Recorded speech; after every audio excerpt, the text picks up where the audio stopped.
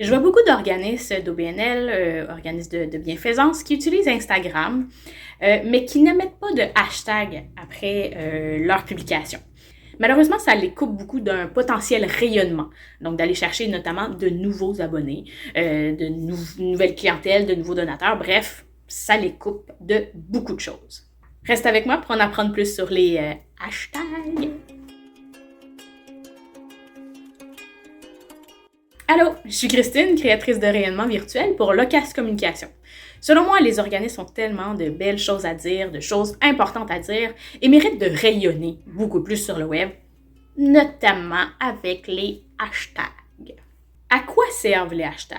En fait, on peut notamment s'abonner à des comptes sur Instagram.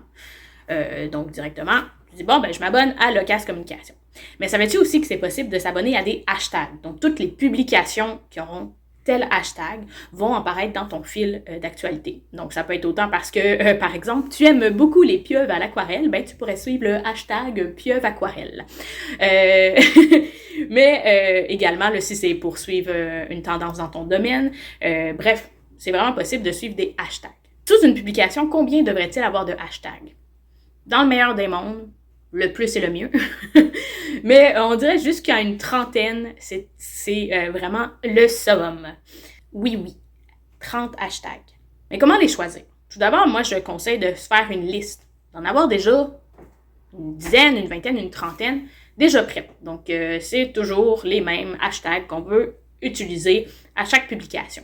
Donc, c'est une recherche qui doit quand même être faite. C'est un travail qui doit être fait, qui prend quelques heures peut-être, mais qui va par la suite être fait pour tout le reste de l'année au minimum. On peut ensuite là, faire un petit check-up une fois de temps en temps pour s'assurer que c'est toujours d'actualité. Alors, choisis tout d'abord des hashtags qui sont dans ton domaine. Donc, qu'est-ce que les gens pourraient chercher? Des mots-clés finalement un petit peu qu'ils pourraient chercher qui leur permettraient de découvrir ton contenu. Également, choisis bien la langue aussi. Prends peut-être pas, même si c'est plus populaire des fois, des hashtags en anglais, si c'est pas une clientèle que tu veux aller chercher, des abonnés que tu veux aller chercher. Si ça te dérange pas, let's go, mais sinon, vas-y vraiment, disons, en français par exemple. Chercher les hashtags qui ont pas trop de publications sous ce hashtag-là, finalement. En fait, là, par exemple, si le hashtag a 1 million de publications, ça veut dire qu'il y a vraiment beaucoup de publications sans arrêt qui rentrent sous ce hashtag-là. Et donc, tu vas juste te perdre dans la masse parce que finalement, le contenu défile un peu sans cesse. Donc, tu risques toujours d'être perdu très loin parce qu'il y a toujours du nouveau contenu qui arrive. Alors que s'il n'y en a pas assez, s'il y a 100 publications sous ce hashtag-là, tu risques juste pas d'être découvert parce que c'est pas un hashtag qui est assez populaire. Donc, vas-y entre les deux. Je dirais dans les 20, 30, 40, 50 000, c'est bien. On peut aller aussi même un petit peu plus haut, 300 000, mais pas aller trop loin non plus parce que, comme je te dis, sinon, tu perds dans la masse. Je vais te montrer directement sur hashtag. On va aller avec l'idée de tout à l'heure, le pieuvre. Pieuvre aquarelle. Donc, je vais aller dans la petite loupe en bas pour aller chercher.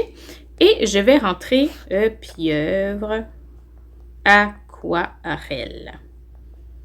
Rechercher. Et là, tu vois qu'il y a plusieurs possibilités en haut. Donc, autant des profils qui auraient aucun résultat pour ça. Ou le hashtag. Là, on voit qu'ici, Pieuvre Aquarelle a moins de 100 publications. Donc, finalement, c'est pas très, très utile. On va peut-être choisir autre chose. Alors, on va effacer Pieuvre Aquarelle, puis on va plutôt choisir simplement Pieuvre. Rechercher. On va faire la même chose sur le petit hashtag ici. Et là, on voit qu'il y a 58 000 publications sous le premier. OK, c'est intéressant. Je t'invite fortement également ensuite à cliquer dessus et à regarder la galerie. Pour voir est-ce que ça représente bien. Par exemple, tu es dans le domaine du bien-être et finalement, le hashtag que tu choisis représente juste de la nourriture, tu vas pas, t'es complètement à côté de la plaque finalement. Les gens qui suivent ce hashtag-là suivent pour de la nourriture, alors que toi, c'est pas ton domaine, ils vont pas vraiment aimer ça. Alors, c'est vraiment important de venir voir est-ce que ça représente bien ce que je veux montrer. dans ce cas-là, bon, c'est pieuvre, donc c'est clair. Mais dans d'autres cas, des hashtags, des fois, vont aller complètement dans un sens opposé à ce que tu aimerais montrer. Ou même avoir une vibe un petit peu, tu sais, une espèce d'émotion qui vient avec, qui n'est pas du tout ce que tu veux montrer. Alors, peut-être éviter de choisir ce hashtag-là, en trouver un autre. Donc, faire des tests. On peut voir là dans les différents hashtags, bon, ben, il y a pieuvre. Ah, pieuvre avec un S a seulement 1000 publications. Ouais, c'est pas très, très intéressant. Mais voilà, des fois, une petite différence peut vraiment changer le tout. Tu as trouvé ma vidéo intéressante sur les hashtags? Eh bien, tu peux la partager. Lui mettre un petit pouce en l'air, un petit cœur si tu as vraiment aimé ça.